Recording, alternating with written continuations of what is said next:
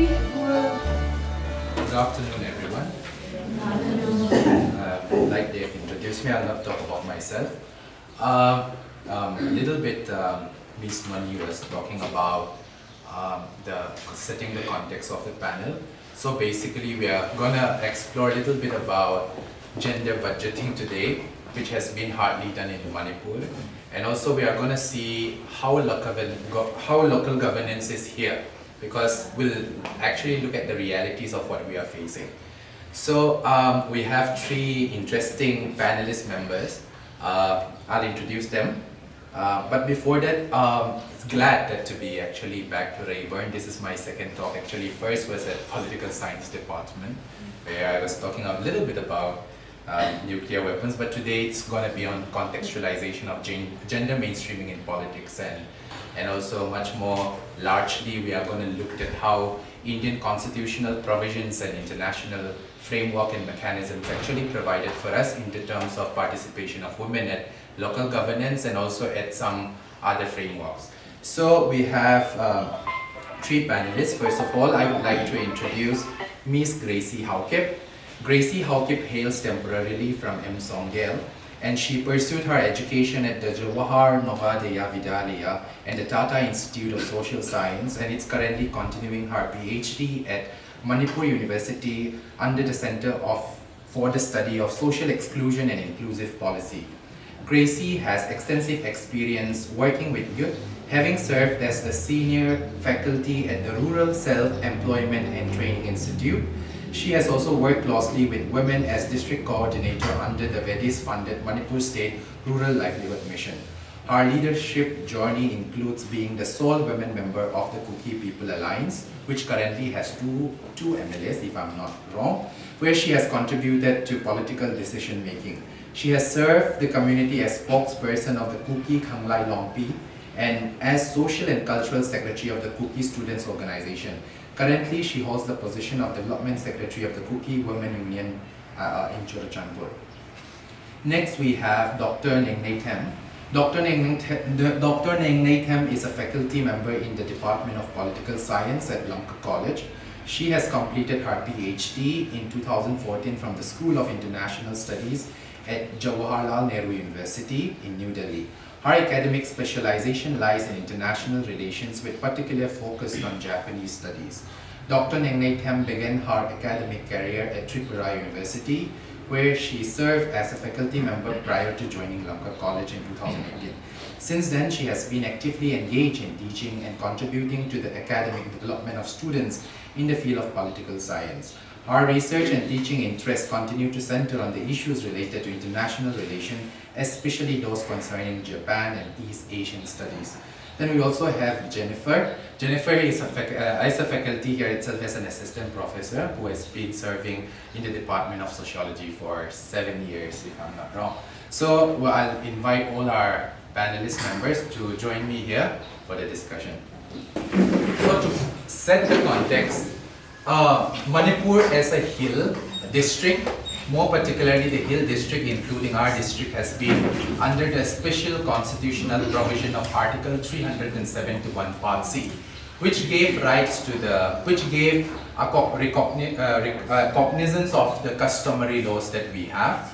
So more particularly, but this has not been accredited to the status of the 6th schedule, which has been obviously much debated, since the conflict also. Hence, we are falling under the Hill Area Committee.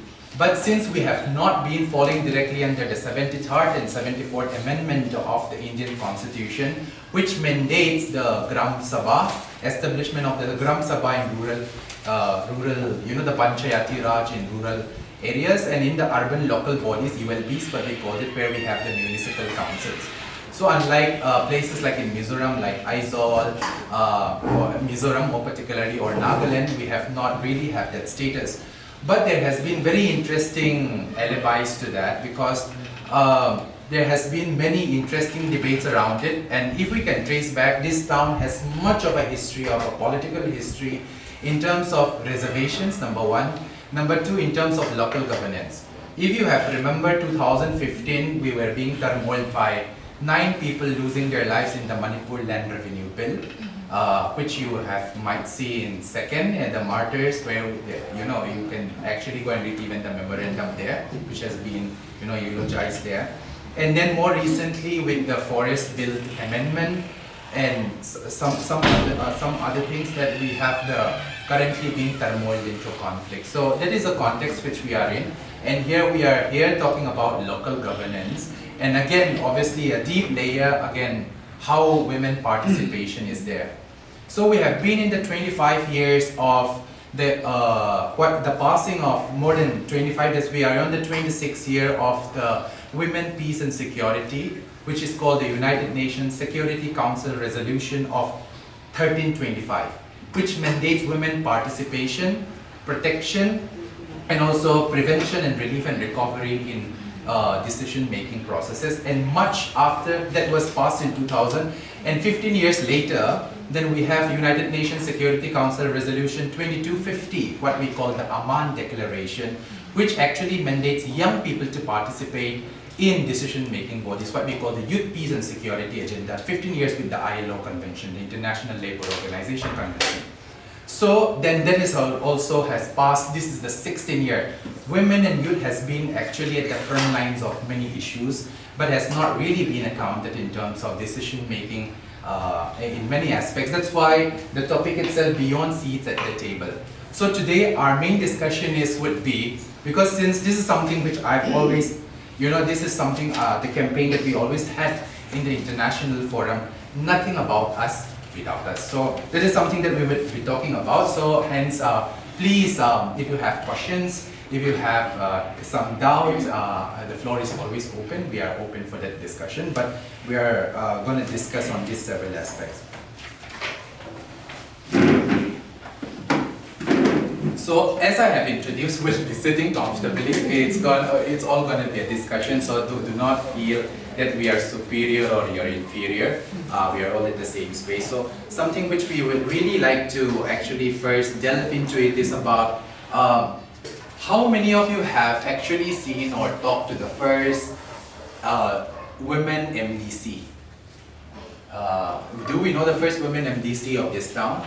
The member of the district council. Any names that pops up? We have only one sole woman when we have the MDC, and the MDC elections has gone. Now only a body exists called the Autonomous District Council of Chorachandpur, and we have a CEO there sitting, and that's it. So have you known, like, I know you're Gen Z, that was more than 10 years ago in terms of having our women MDC. Do you know the first women MDC of this town? Is it Grace? Yes, Grace Zamno, yes. So we actually invited her, but with some issues that she has from our end, she could not join us. So we would really want to listen actually of our experiences. But we also have at least Grace, who currently within their organization called the Cookie People Alliance have two MLAs. One is Kim Neo Hang Sing, and the other is Childun Tangzao. So I'll actually first go to Grace in terms of, I'll just ask a little bit about how because she itself is a woman, first of all, and to be sitting in a political party where it's much more dominant, where it's more male dominant if you look at Indian politics. So Grace, like for you, like what was your experience or your journey when the Cookie People Alliance was first formed, and you as a gender, which is much more discriminated, I would say, marginalized, what was your feeling in terms of when that was established, and what were your experiences where actually women started actually participating in local governance? I would say, though it has not really translated into local governance, but even the participation, how limited was it? There has been any changes in the past 5 years for you based on your experiences? First of all, thank you for giving me this platform. I am grateful and equally honored to be a part of this discussion. And like our friends from Rus, they have invited me to be sharing my own experience, ground experience. So I wouldn't be able to share a lot of theoretical matters. But like you asked, my experience joining the Cookie People's Alliance, I would say it started with symbolic representation, honestly. It's a symbolic representation. They wanted one young woman to be part of their committee members, and I gratefully took the opportunity. And then I feel like, um, uh, you are cycling so many times. I mean, that is obviously understood. But just to make it less symbolic, I feel like women who have been given this kind of seats needs to go through a lot of capacity building, I would say. And also we have to prove ourselves a lot, more than our male counterparts. And during the during the days, the time when we initiate this political parties, I was the one, let's say, doing a lot of, this thick documentation, and then I had to prove myself. That was my experience. And then along the way, people started, it's not, I might be wrong if I say taking advice, but your opinions, started penetrating in when they started making decisions, because you proved yourself. And I think that's my experience with the Cookie People's Alliance, particularly. Yeah, so more of mere tokenism. That has always been the, Yes, the operational language, I would say, because it's like not having the women that have one, so that it looks beautiful, it's like in the North book, you just beautify with certain things. So we'll come back on how the institutional support are. That's something which I'll come back to you. But can I add just yeah. With regards to the beyond seats at the table, Yeah. I feel like we have to first secure the seats at the table. Yeah. That is the first thing we have to do. Yeah. And beyond seats at the table is a further yes. It's a thing we will discuss in good times. Yeah. So now I'll actually, then talking back, while we are talking about securing seats, that's where I'll come to Dr. Tham. Very beautifully in the Indian Constitution, we have the 73rd Amendment and the 74th Amendment, which also actually mandates the 33% reservation.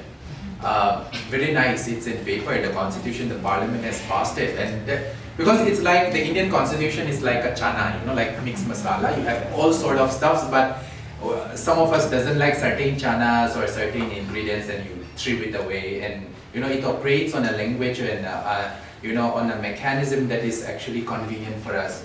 So the 33% reservation, when we even talked about it, again, it is not something which is possible for us, Again, you have, because we do not fall under the Panchayati Raj system, and we fall much more under the Village Authorities Act, initially in 1956 with, again, so Dr. Tham, I really want to ask you, it's about, if we have read the news, just pulling us back, in Nagaland when when there's 33% reservation in the ULBs, that means the urban local bodies, it was introduced, there was such a furor in Nagaland in the Dimapur Municipal Council.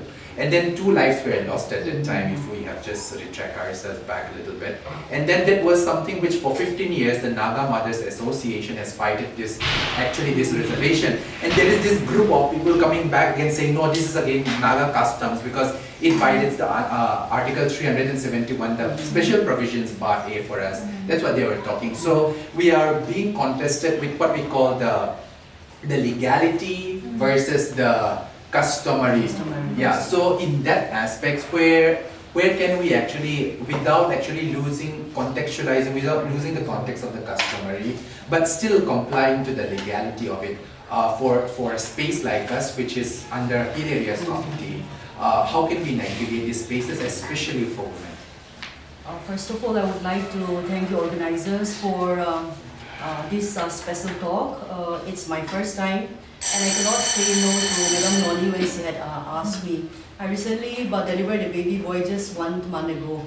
I'm under maternity leave, but I could not say no and had to come today because The topic itself is something that really concerns me, firstly, as an academician, second, as somebody who's a working mother, a working woman, and thirdly, somebody who belongs to a society which is very much deeply patriarchal. And I'm sure most of the students here would agree to me. What Sir Dennis had just narrated about the Nagaland incident, I'm sure like if the 33% reservation or if the hill areas of Manipur had been under the Panchayati Raj, the same thing or worse might have happened here in our hill districts of Manipur. Here, when we are talking about Manipur, again, we can divide Manipur into two parts, the valley and the hills. Today, like our talk would not include the valley areas, because the valley areas, when it comes to gender issues, they are very much ahead of us, which all of us would agree. Now, since we are talking about rural women and hill area women, talking about reservation of 33% reservation for women, it's like, you know, being most of us being in Delhi and learning here in Delhi a little bit of Hindi, we would say it's a naam unkin, you know, naam unkin hai, ye bahut naam unkin cheez hai, or you know, something like that. Because since the time you and I were born, like, have we ever come across any women, women participant or women leader in the village authority? Most of us, maybe we have to think deep. I don't remember any one of us having known or having come across a woman who's a part of village authority. Yes.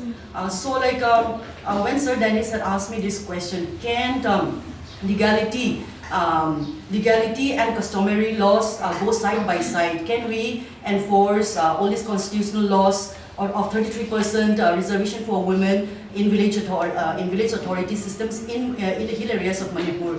It can be both a yes and a no. Yes, why? Because we are young, right? We are educated as of now. But when you look at our parents, or when we look at the older generation, when you look at them, or the current leaders, the village authority members, you might say, looking at them, this can never be possible. But when we look at us, you know, when we look at the educated students across the town, we can say, yes, it can be possible. Not right now, but maybe slowly and later. So something like this, legality cannot be just it cannot be forcefully, you know, introduced into our very deeply entrenched customary laws, because customary laws, number one, again, with our religion. You know, church and society is so deeply intertwined that we cannot separate society and church. If we have to talk about customary laws, somewhere, somehow, church is involved. Now, like hill areas, forget about other districts, or let's include the whole of Manipur. The hill areas, most of us are Christians. In my introduction, I did not mention that I'm a pastor's wife. So another angle would come here. Apart from me working as an assistant professor, I'm a pastor's wife. So I've like, come across many incidents, many experiences where women, yes, they can involve. They can involve in the church and the society as long as they involve within themselves. You know, that very limited permission. This is what me and my husband, you know, the conflict between me and my husband is ongoing, because my husband is also young, still young, like, same age group. So for the pastors who are a part of can be a part of our customary laws, a part of our church, which the Bible would again say that, you know, women should not talk in public places. Today, if my husband and his friends, or from the church members, if our pastors would come, then they might agree or disagree, that I don't know. You know, that is another angle. So like when we are trying to enforce, yes, Constitution talks about equality, talks about justice. You know, I keep shouting in the classroom, talking to my students, especially to the women, don't be afraid, we have all the rights, you know, we are being empowered, you know, I keep shouting. But when I go home, you know, my voice will lower down, because the Bible would say women need to be humbled, we need to be soft-spoken. So all the shout and the dhoom-dham goes off, you know. It is within the four walls of the classroom. This is my experience. So like when another thing, constitutional rights for women, we as women are very happy. You know, we're waiting for the day when it would be enforced in our society, especially like village authority. Imagine if at least 2 women is there in the village authority members. The Village Authority Act would say, like, depending on the number of villages, the number of households, village authority members, need to be increased from 5, 7, 10, depending on the number of households. If among 5 members, only 1 woman is there, I could imagine or I could foresee a lot of change happening in the village. You know, I come from a village where in our society the first IS was produced from, I came from that particular village. And that particular IS family, they are the chief of our village. And so like not only the IAS, but then his own sisters, they are equally empowered like us. I'm talking about 20, 30 years back. But then when it comes to lawmaking or when it comes to decision making in the village, the women of the chief's family, despite being so empowered, despite being so educated, they don't have a say. They don't have a single say. Forget about them opening their opinion. That is what I, as a child or as a young student, would have observed during my childhood days. And then when you grow big and when you're in jail, you're shouting for equality, gender sensitization, then it's like oh my goodness, this can happen. This can actually happen in our generation at least. So like trying to change our institutions can definitely happen, but it cannot be simply imposed upon. It has to be slowly embedded into the customary laws, where our 50% of the population, that is the men folk, especially our elders, especially the chiefs, first needs to be open-minded when it comes to inclusion of women in the village authority. I can keep talking and talking, but I should stop it. Thank you. Thank you so much, Dr. I think you remind me of so even sociologically, that's where we are also going to examine on that. There is this natural law which we are all made to believe, which we can actually now, there are jokes about it with the Gen G, that also. Initially, males are seen as the 3 Ps. The first P is a protector, the second P is a provider, and the third P is a progenitor. But that has traditionally changed, especially progenitor, actually are men progenitors. That's something which I used to question about it, because now if a woman, basically when a woman is a little bit more authoritative in the house, then they call the husband henpeck, no? I mean Thai boy, to be in our common lingo. So they say Thai boy. So basically we run actually a research with some of the team in Jordan for me and in Africa, where we come up with a syllabus called Peaceful Masculinity, where we actually give the roles of men. Like there is this race which you will be all seeing, where women and men were made to race, and in women there are washing machines, there are clothes to wash, and the male doesn't have any obstacle. So basically we bring that into a topic where we talk about roles, about role sharing. So one very interesting thing was that we asked the females to list out from the moment they wake up till the time they sleep, what are the activities they do. And similarly to the men. And then what happened is that women used to perform more than 35 activities from the moment they wake up, from child rearing to cooking to washing clothes, and male will hardly have 10 lists, and the list will be like going out, cutting firewood. These are village settings and some in urban settings. So very interesting. So from that, what we were actually looking was about what is the women's agency in terms of in household even. So that's where I want to redirect ourselves, like, we are going to have elections next year, February. So are women going to have a say in our family? Actually, even you, who are going to be the eligible voting age by next year, who are going to have their voting rights? 18. Yeah. All of us has vote. So who has a say in terms of vote is something which I would just like to discuss and redirect it to Jennifer in terms of how women can be meaningfully engaged in terms of local governance. Because even if a woman doesn't have a say in terms of participatory processes, that means to simply vote in the ballot, who they want to vote. Some will say, no, our family believe in this, so we'll all go and vote BJP. Whether you want it or not, you all need to go and vote BJP because you receive maybe 1,000 rupees for them, household, someone, more. So that's how our voting systems are, because muscle power, money power comes into it. So, but the reality is that nothing is going to be fair. In this state, nothing is going to be fair. First of all, if there is no money, muscle power comes into it.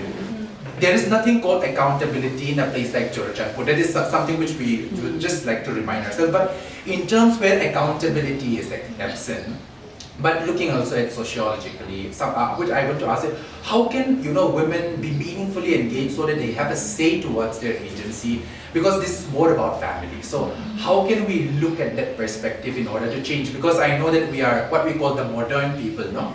So are we modern in its real context in terms of our voting rights, adult franchise? Because again, head of the family still decides who we vote. So how can we change it, and how can women be meaningfully engaged at the household in terms of participation, even in politics and even in local governance? Okay. First of all, I would like to give thanks to the Bruce and the team, and for my colleagues department for allowing me to take this platform along with these distinguished personalities. So regarding your question, Sir Dennis, yes, we know that we are living in a patriarchal society, and the women's role, they are not as significant as the men's role, because we are dominated by men. So when we talk about politics, or how can women be inclusive when it comes to decision making, so regarding that, I think the first we have experience, and first-hand experience, that women, when it comes to voting or decision making, we are being denied all of these rights.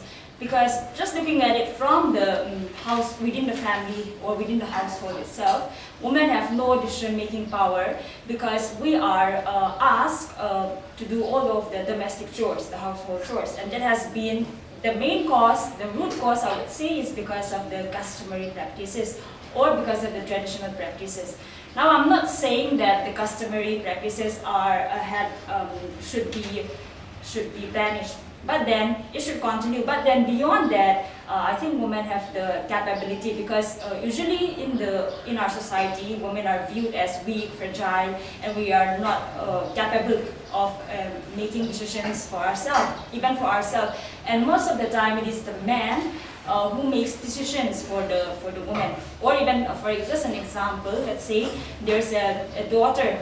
A couple has children, and then it comprises of both sons and daughters. So let's say they have financial crisis, and so advantage will be given to the son, right? And women, the daughters will be denied educational access. So here, what I'm trying to say here is that regarding decision making in local governance, or why women are not very much active in political activities, I would say the first reason is customary practices.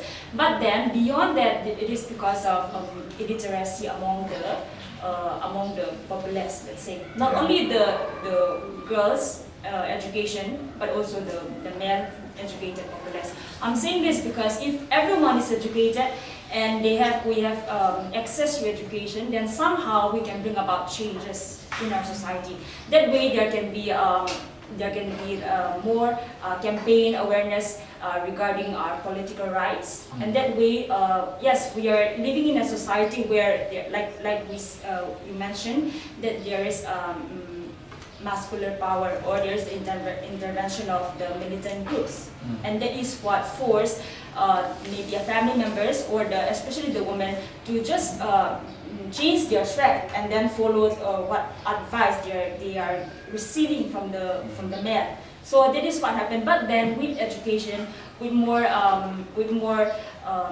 capacity building mentality of the women, we can bring about change, and we can involve ourselves in the decision making policy. And one thing I want to add here again is that, like Dr. Tam has said, regarding decision making at the local governance level, yes, there are so much denial given to the women. I think this is in connection, in my opinion, it is in connection to the church, the Christian principles. Because like we say, the Christian principles tells us very rigidly that women should be submissive. But then again here in modern time, with the changes taking place, we can see that there are a lot of changes in the interpretation of the Bible. For example, let's say in the Bible, there are certain passage that talks about women being the inferior one, and men should be the dominant one. But then the way we interpret the Bible should also change in the sense that women are there to assist as helper, okay, not as servant, not subservient to the man. So that is what I'm trying to emphasize. So there can be changes in the society, and women can become active participants if we are educated and if there is changes within the church. Okay, changes can emerge from the church, so that if for example, the pastors, the elders are educated and then they have more inclusive thoughts for the women, then there will be changes happening in the society and even in the decision-making policy at the local level. Yeah, so that reminds us, since we are sociology students, reminds us of the division of labor, no, as far as Maya Durkheim was talking about it, and obviously within the Weberian context also. But I think like looking at all these contexts, which you also remind us, like, have we even seen women in our local committees in the church? This is something very, like our local committees are also very rigid in terms of that. When a woman comes, it is from the women department representing. So that is the reality that we are faced. No matter we say we are so advanced, but still we are still down there, with the patriarchal norm. It's still the 2000 years of, Christianity in the Christian traditions also. It's like how male can be the torchbearer of the word of Christ. But how we would actually, we hardly talk about the role of Mary, I would say, or Mary Magdalene and all this thing, because I think that doesn't serve the patriarchal purpose, I would say, that even in the church. So I think we would need to kind of have more conversations around having a women pastors, because Nagaland, the Baptist convention in Nagaland actually come up with now instituting women pastors, women deacons and all. But I think we are still far behind on those prospects, for which I understand that women still lack the institutional training, because like Gracie mentioned, it's about tokenism, just have symbolic tick the box, because so that you qualify for certain things, and obviously the same for marital counseling. A pastor talking about how women and men should be. So I think we really need to take the contextual change, must be more gender sensitive to that. That's where, Gracie, I would come back to you in terms of how, like I understand that women pastors, women deacons, or even women to be in such spaces, they need training, they need institutional backup. So according to your own experience and what you have seen with our society, what are the kind of training and what are the kind of institutional support that our women need, so that they can be women pastors, they can be in such committees, they can be in such spaces to to own that spaces, because very patriarchal, because patriarchy is also sometimes imposed by the women themselves, not just men. Exactly. They really support it. So in that, what kind of training do we really need in a society like us? Before we go ahead with what kind of trainings and what kind of capacity building we need, I would like to go back to what you have just discussed. That are we advanced? Yeah. Or like I have stated in the first round of discussion, I feel like be it the church or elsewhere. Also adding to what Jennifer has said, I feel like participation of women in electoral politics, like on voting days especially, I think right now what I can think of is the only solution will be imposition. Imposition, as in we have a very strong son of Manipur State Rural Livelihood Mission, and they are doing a great job. So if an order can pass through that with some sentence saying that they should go and vote on the voting day, I think a lot of women's participation will also be can be seen on that day. That is one thing, and the other thing, training and capacity building. As we were discussing about church women pastors, I have two Naga pastors from there, both Konyak and they are in Montown. So I don't know if Uthim's husband is from KBC. There's one denomination called KBC, and one of the women leaders she's more qualified, honestly, to be in the position of the pastor. But there's a lot of reasons why she has not been conferred or ordained. I feel like, you know, capacity buildings and leadership trainings, and all of this has to, we have to go back to, we have to fight a lot, like you say. No, we have to, women, we have to fight more women than men if you have to fight patriarchy. So I feel like first training should be imposed, capacity building, like you say. We have to aware, we have to be, you know,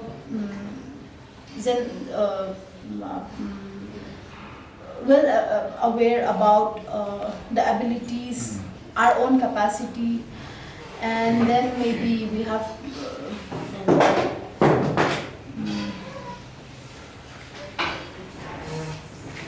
on.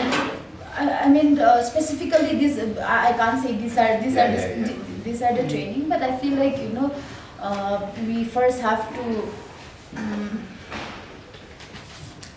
We first have to be aware about ourselves, our own capacity.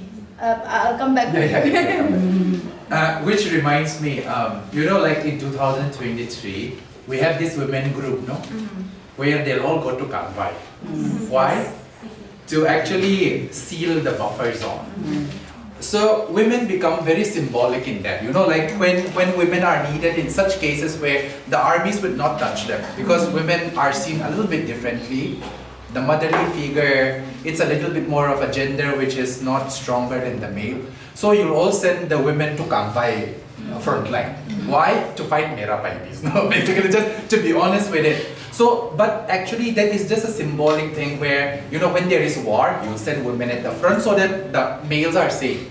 But in reality, when it comes to the table, those women who went to Kanwai, none of them will sit. Actually, if a peace settlement is here for Manipur conflict, no women will sit. We'll have women from the, the Kuki Women Union, the Zomi Mother Association, Mar Women Association, some tokenistic representative just to be part of the witness.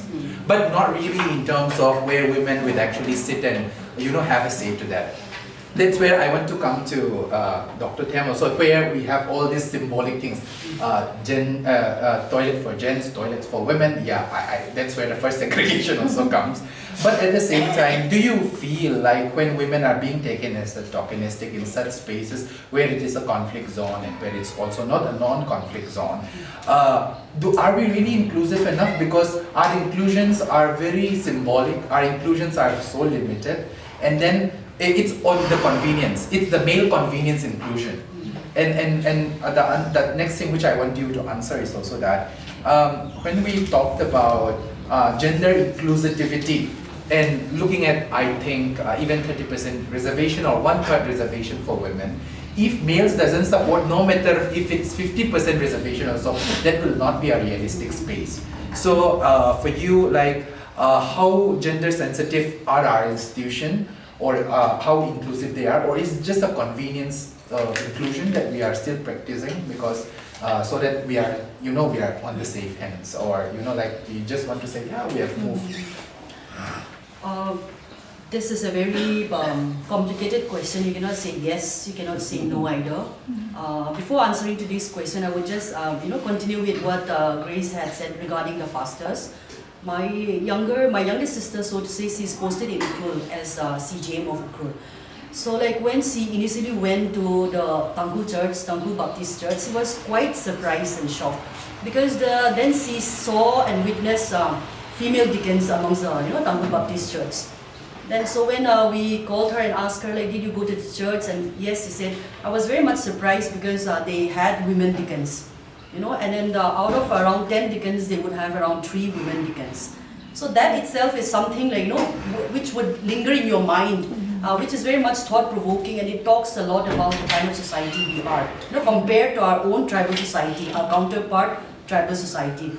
And then she got a phone call from the chief of our village, who is very much capable, empowered men, so to say, as a chief of a village authority. So like he asked for our advice, what should we do for the development of our village? What do you suggest for changes, positive change to happen in our village? So my sister took the opportunity and said, Hepu, first thing, we need to change our church. At least at least 1-2 women needs to be there in the deacon board. And then she said so many, so many suggestions according to her. But then, why I'm sharing this, the typical, the typical mentality that we have even at this generation. So when our chief in their meeting told the deacons, what do you think about having a female deacon from next year, that is 2026, it was before the beginning of this year. So like immediately, despite he being the chief, the deacons were vehemently opposing against the chief, saying how can it be, even in the Bible does not say they're superwoman deacon, it's not possible. And then our chief, he not being a theologian, he doesn't have enough or strong argument. We have to have a women deacon. So the idea was on pause more till today. So it talks a lot about, despite you being educated, despite having educated chief, changing or institutional change just cannot simply happen. Because when we are talking about education, when we are talking about empowerment, today, for example, I work in Rayburn College. Half of my colleagues are male colleagues. Whenever International Women's Day comes, the women will be so excited that it's International Women's Day. At least ek din to banta hai. Let's celebrate. Then all the men will be absent on that day. Because they feel like you are already so over empowered. Why would you want to celebrate International Women's Day? Even the educated men's mentality is at that level. Somehow you see that there's a deep fear that women empowerment or gender equality would mean that men would be overpowered. That subtle thought exists across even our educated men. I don't know if Sir Dennis would think the same. I'm talking from my own experience over the years. And now what Sir had asked me was regarding gender inclusivity in the local governance. I would not say this is there is no gender inclusivity in the local governance. Yes, there is very much, because in the introductory note, Madam and Sir had already said that since the 73rd Amendment, there's a lot of changes. The doors have opened for women to be a part of the local governance, right from the Panchayati Raj institution. And over the years, over the decades that have passed, we have seen a lot of women across 21 states, forget about 33%. 21 states have already implemented 50% reservation for women. So that itself would say that local governance, definitely yes, it is gender inclusive. Gender inclusive, definitely yes, from the government. But how far or how practical it is implemented amongst us. Talking at our context, we're talking about village authority. To an extent, whatever laws, whatever programs, whatever policies are passed, definitely there is gender. Gender issues are included because we are talking about health, we are talking about education, we are talking about development. Most of them would include women, they include gender. So in that way, the answer is yes. But how far or how deep or how successful, gender inclusivity is there in local governance, it can be a no. Because somehow, as Madam Grace had said, it is somehow just symbolic. It is still just a token. There can be proper change or true change can only happen when women really interfere in the decision making. Coming for this talk show, I just did a little bit of research yesterday. I came across a case study of a woman in Dharamsala. We know how Dharamsala is in Himachal Pradesh.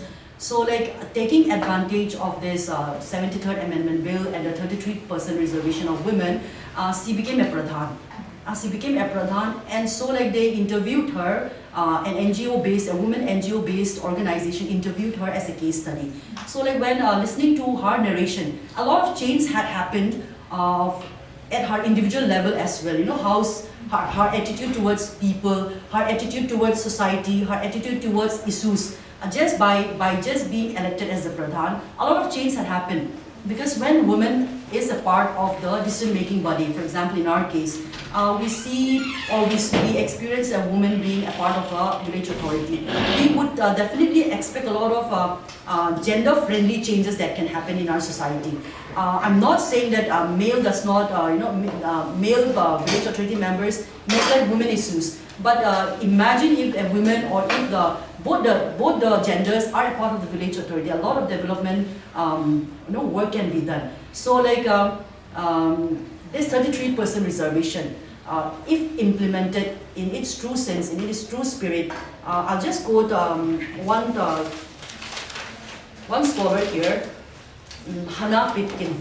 Hannah Pitkin said that gender inclusivity should be substantive representation, not just simply descriptive representation. That is what Grace had said.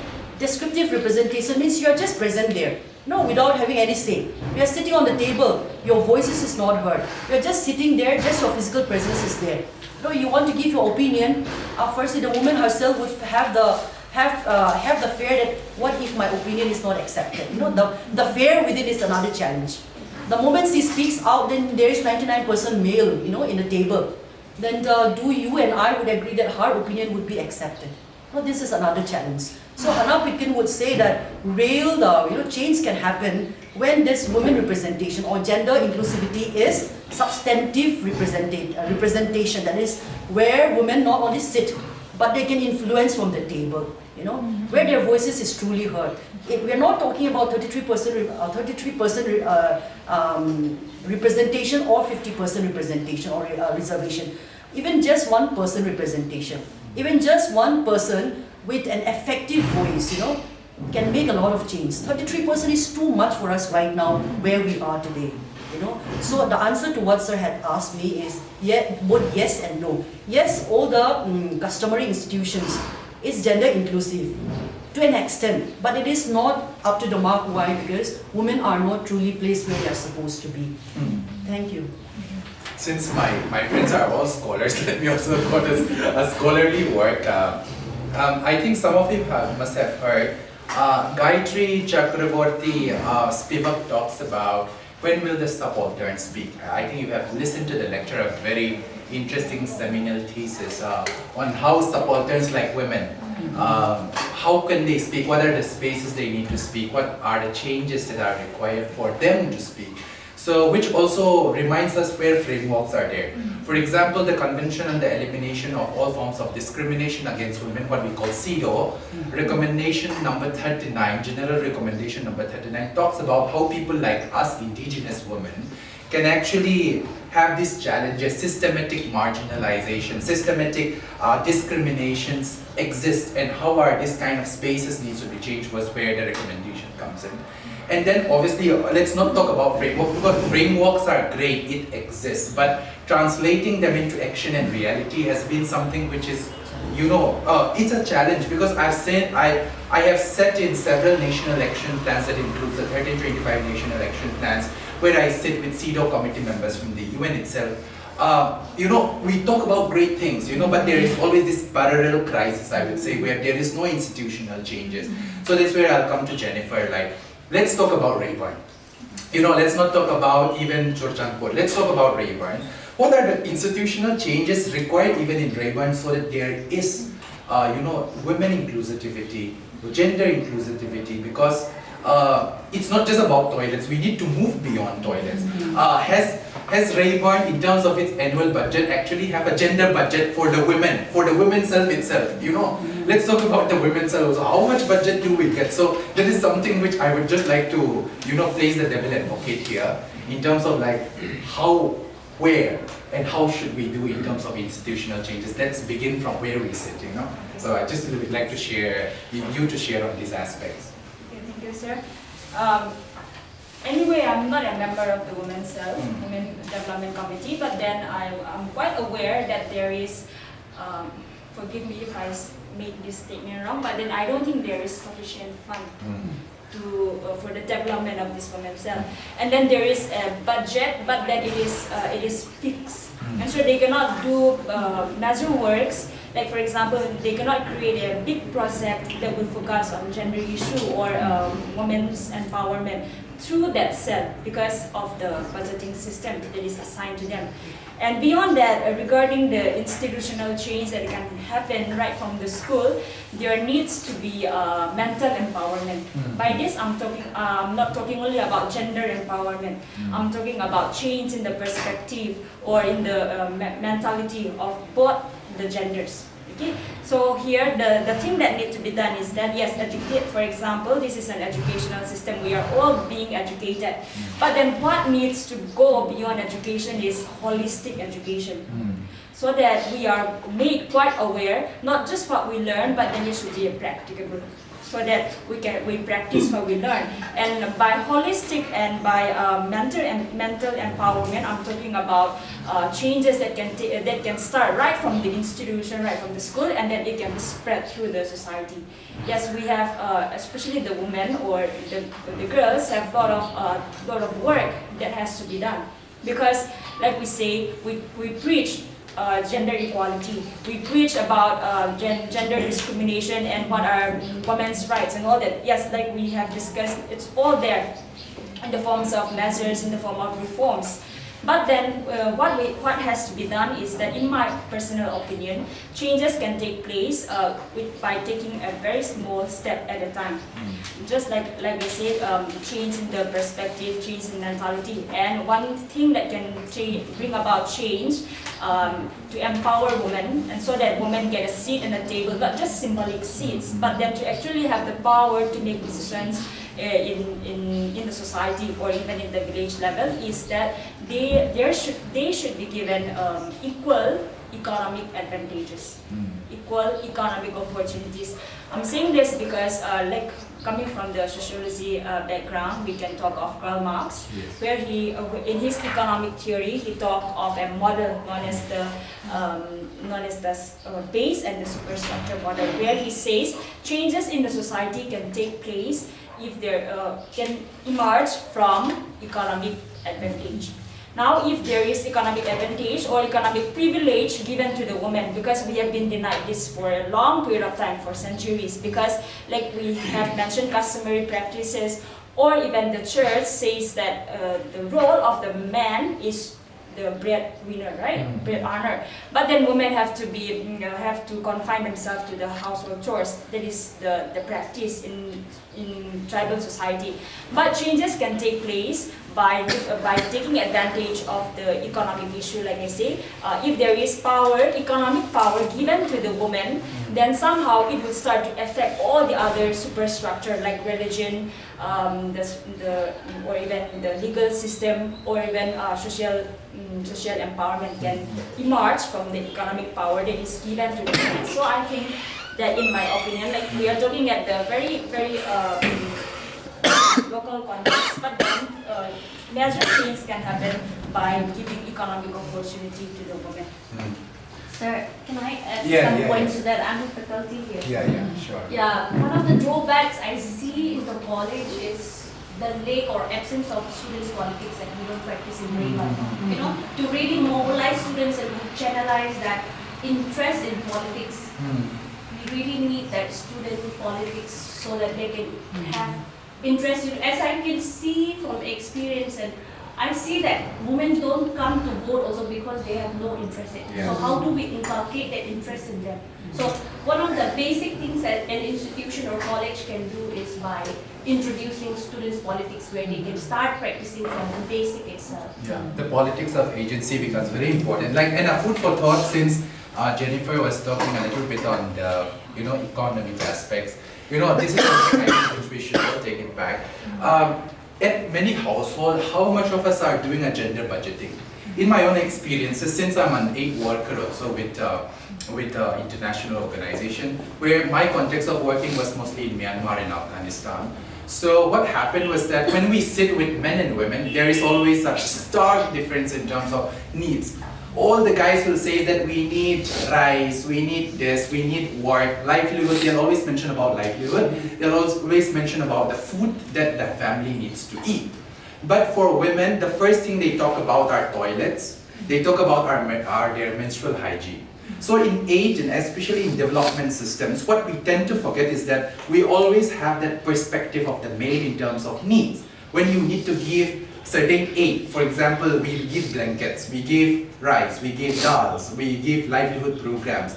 But many of the times, since we do not do what we call gender mainstreaming, or what we call the gender budgeting, we tend to forget women's needs. For example, your menstrual hygiene needs, which we call the dignity kits, because it's the dignity of women. And how do we preserve the dignity of women? So, taking that context, at your household level, how many of you have actually, think about the needs of women? Not just about skincare. Skincare, let's forget. Everyone does. Guys, girls, you have your Korean skincare, whatnot. But that is not gender budgeting. What gender budgeting actually is that, what are the needs of men in terms of their personal needs and household needs, particularly for female. So I think you are all future mothers and fathers, and I think we are more sensitive than our parents who are, the Gen Y. So let's be a little bit aware in terms of how do we actually look at even our household problems, because we just talk about economic theory. That's theory, but translating the theory into action is something where we really need to look at how household budgeting, even in colleges, is just mentioned, because we do not do the gender budgeting. That's why women have less money, because they think women's cell is not that much needed.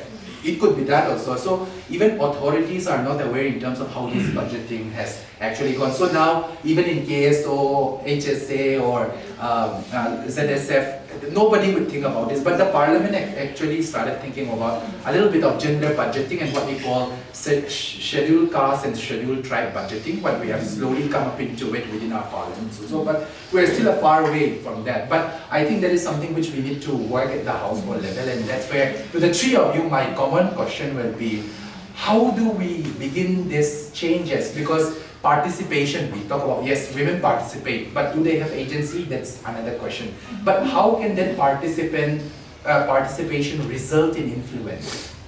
So at the household level, let's not talk about our society. Our society gets somehow, crooked up.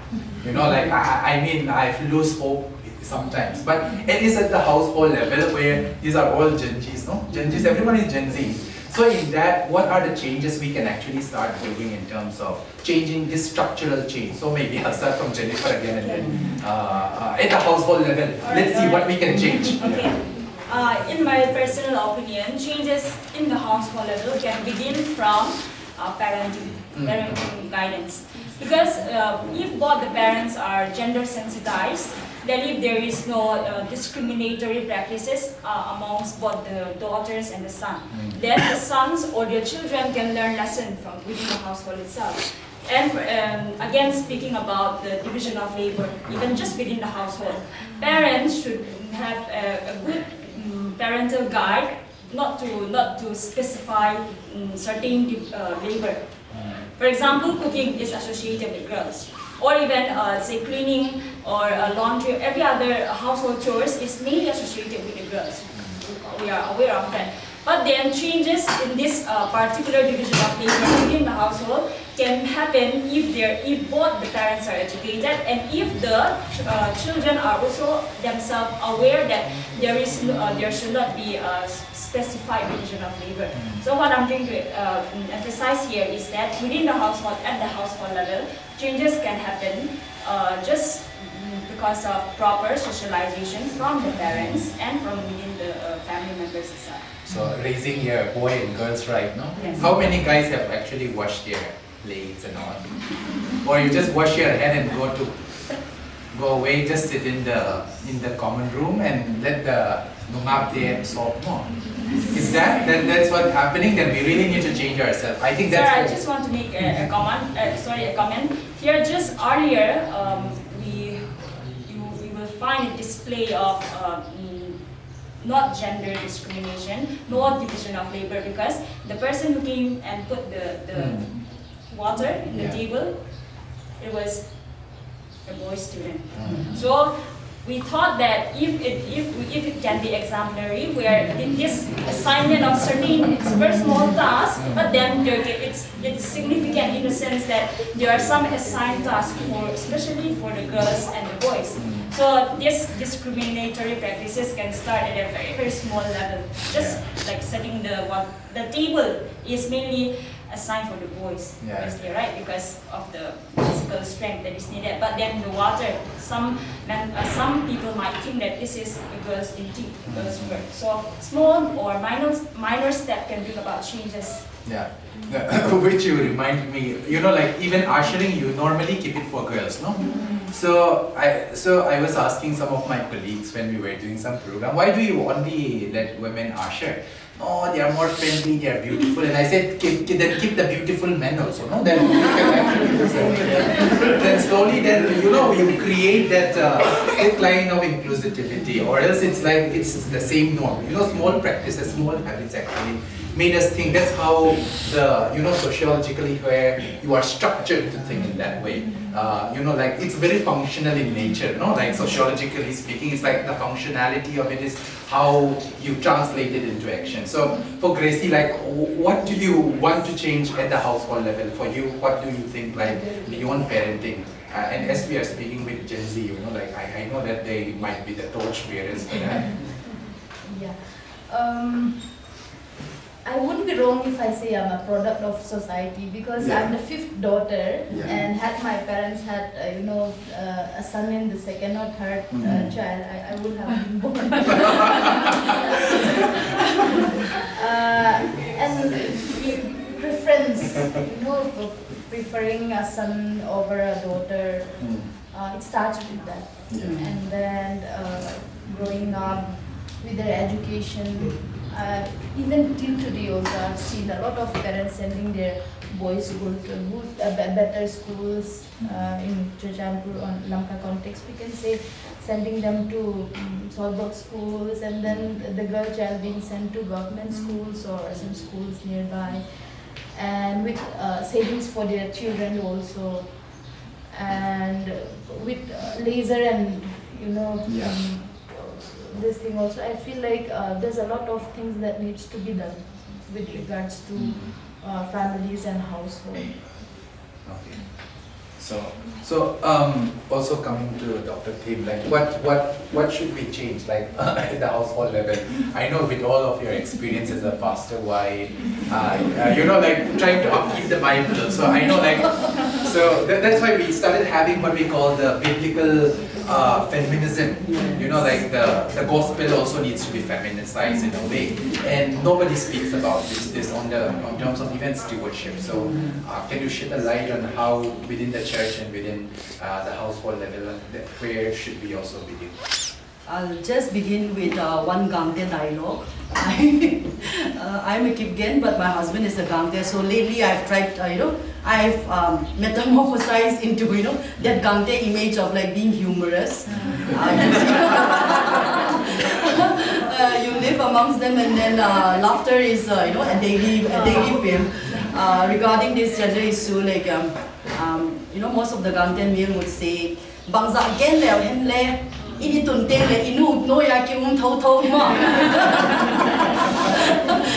So women, whenever the little opportunity is given, they are not ready, they are not prepared to speak up.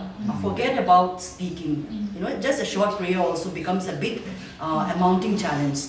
So like, when we want to, the changes that you and I would want in a household, Madam had already said, you would want to change so many things, it's so tamtalo, you don't know where to start. Which change I want to change my husband. If you ask me, I want to change my husband. I try to keep changing him every day, but it's a failure because it's already over. You cannot change your husband. You cannot change your husband, your father. But at least I can change my son. At least I can change my daughters. I just mentioned I recently had a baby boy. After 2 girls, I had a baby boy on January 26. So the day I had a baby boy, you can imagine, we all are tribals. Oh, I hope you all understand what I'm saying. Now you've already become a true Gangte. So having 2 daughters, I was never a Gangte. Coming back to the humor part. I was never accepted as a true Gangte till the time I bore a son. So that's a typical mentality, male mentality. Forget about male mentality, even the women. They'll say, oh, the women would say to me. And I find it hilarious, also unacceptable. Because here again it clashes with your Christian principles, you know. In the eyes of God, you and I are equal. You are a male, I'm a female, we are same in the eyes of God. You know, when you believe that, I don't think, you know, changing somebody is not important. You know, if we follow our biblical principles properly, I don't think, you know, I'm stronger, you are more powerful. You know, the tug of war between man and female won't be there. Because in the eyes of God, I'm equal. I have one soul, my husband has one soul. Full stop. You know, that's the most important thing for me. But then when you come, you know, into institutions, when you engage with societies, then you started facing, you know, pressures. You started, you know, coming face to face with all these problems where women has limits. You know, there are certain places where women should talk, not talk. You know, you can speak in front of women, but you will never be given a chance to speak on the pulpit in front of the whole church. I get to speak on the pulpit only once a year, on Mother's Day. Only on Mother's Day. That's the day when the doors are open for a mother. And most of the time, not in the pulpit noya in the light. You know, so like, you know, I cannot just say this needs to change, this. We cannot just underline, there's so many things to change, you know, when we are talking about gender equality. But since we all are believers, my son is better than my daughter, or my son is more precious than my daughter, I cannot say. Because we are all precious in the eyes of God. You know, that is what I want to say. So like parenting skills need to be changed. Our attitude towards our sons and daughters needs to be changed. Division of labor needs to be changed. Today I have only one son. The day he knows how to walk, how to talk, I will definitely give him the task of sweeping the house, cooking for himself. Because that is what I've seen, you know. Our sons will always imitate their fathers. You know, they see their father doing nothing. You know, this generation kids will always see their father with the phone, you know, with the phone. Nothing else, because these days men, for them there is not much work. They don't need to go to the paddy field.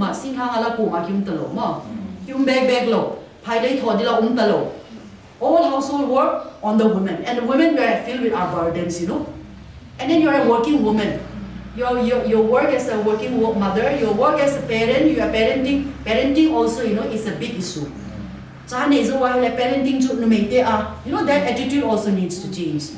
If you are going to be a husband one day, if you're going to be married one day, definitely you all are going to be married one day.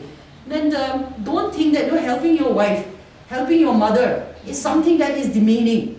You know, these days, daughters, these days, educated women would prefer men who help them. You know, masculine, the real tachapas are those who understand their mothers. The real tachapas are those who love their sisters. Not just saying, I love you on Valentine's Day. Helping them day to day. No, so like change needs to be structured. It has to be through our attitude, through our actions, not just saying all good things inside the church, saying amen, and you know, you go back to the same old you. It has to be from within, and for that, both the parents need to, you know, start thinking, you know, me and my husband, we are this generation parents, but we still face this traditional, you know, this traditional barrier between men and women. Because why? He was born and brought up in that typical patriarchal society. I'm also in the same society, but somehow, you know, because of the experiences, because of the challenges, I would see my mother. Since I don't know all of your lives, I can only share from my own experience. I've never seen my father helping my mother in household work. You know, I've never seen my father, you know, boiling a cup of tea for himself till today. So that when you grow up, then you realize, oh my goodness, this is how a man is supposed to live their life. And then forget about respect. Somehow, you know, you kind of find it very, how do I say, very demoralizing to be a woman. You know, and then through all the education, through all the struggles you've gone across, then I cannot change my father, as I've already said. So we've started changing our brothers. You know, we were in Delhi, they all were in a rented house, so we made a routine. So both my brothers need to clean the house. You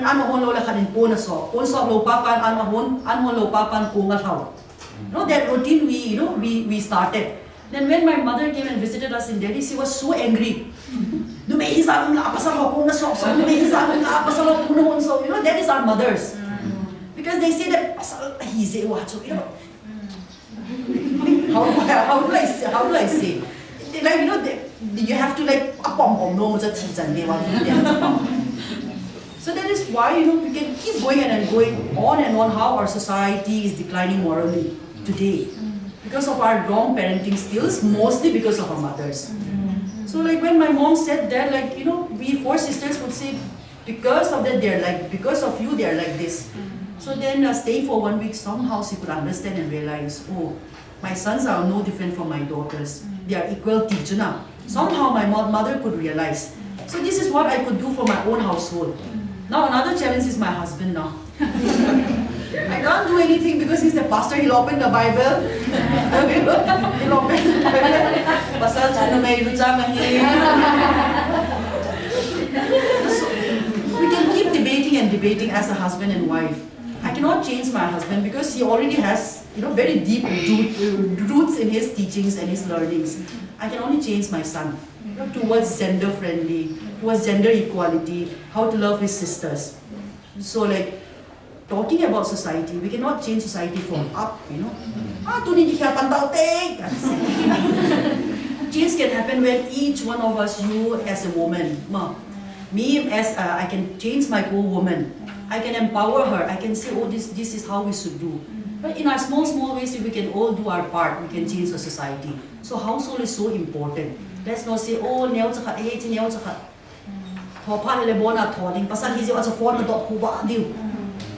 as a mother, we treat our sons like kings. And when they're big, they are in the streets. This is what we are facing as a society. I know I'm being very, too outward and very, direct, but then this is the reality of our society.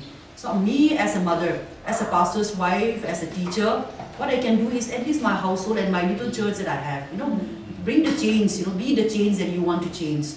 So I will end this. So whatever we've learned today, it can just be a good talk, it can be, oh, it's nice, but it's not practical. But at least I can change my son. At least I can change myself, teacher.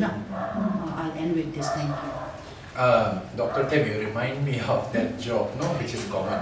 Man is the head of the family and woman is the neck of the family, so the head turns based on the neck, So now the woman's responsibility also lies on where does the head goes, Because the neck is also important.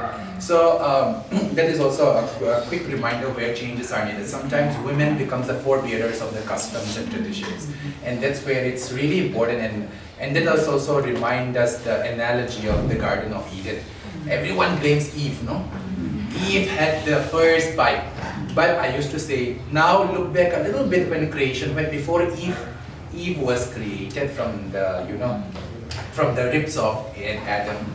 Who gave instruction to Adam? God, about the Garden of Eden was Adam already knows, like that fruit is forbidden. And now why do we blame in society that woman was the one who sinned and, gave it Adam? Adam could actually told Eve the realities of it, but he take it, So that's where, we see the problem is that all guys goes with the analogy that Eve is the problem, but actually Adam is the problem because the instruction first goes to Adam. So it's just like in the church they have a debate why Moses didn't see the land of Canaan. Or wondering why God, because it's like, was it the Israelites who made the mistake or it was Moses, So it's just like that. So it's all about that responsibility sharing. And if one knows it, it's really about telling the other one. And that's what about stewardship is also. And that's where we really need to look at the feminist principles of the Bible. So because the Bible truly is feminist in nature also. That's the way how I see it. And it's really important to examine on that and just not spit out words in terms of the Bible say this, because the Bible also say other things. Just want to remind us of a quote. I'm not sure how many of you have read the book All the Lights We Have Never Seen. In that book, one very beautiful thing is the most beautiful light is the light we have not seen. That is the light inside us. Nobody sees your light. But this is where change begins. It is the light inside you that can change. And as Amanda Gorman says in the inauguration of Joe Biden, are we there is always light at the end of the tunnel. But are we courageous enough to be that light is something that we will need to take back home. Because that light is where change is. Either we talk about gender, inclusivity, sensitivity, all sorts of problems. If we do not have the courage to be that light, there will be no change. It's always going to be discussion. That's always going to be Chorchanpur Road will always be like that. It's just like that because nobody of us wants to be the light. And that change, it needs courage because courage is not just about, going and fighting and, being in the front line. Courage also begins at your home. Courage begins with saying no. Courage begins with going and washing plates. That is something I want to remind us, each one of us, because a superhero is not always about saving. It's also about doing that little things. And I hope that we are that light and we have that courage to be that light. Thank you all for paying attention to the panel discussion. Yeah, I'll give my time back to Thank you very much to our moderator and our esteemed panelists for guiding us through such an eye-opening session, an interesting one, that I hope that everyone will have at least one or two things that we can implement at our own homes, take back home, implement them and be a change to the society. So now, as we come to the ending of our session, first of all, I would like to thank the moderator and the panelists for giving us their precious time, their thoughts, their energy, everything for this talk show to be a success. And I would like to express my heartfelt appreciation to the teaching and non-teaching staff of Rayburn College. And a special thank you to the students of Sociology Department, Rayburn College, for your presence and enthusiasm and engagement throughout the program. Finally, our sincere thanks to the organizing team and everyone working behind the screen to make this panel talk show a success. Thank you all.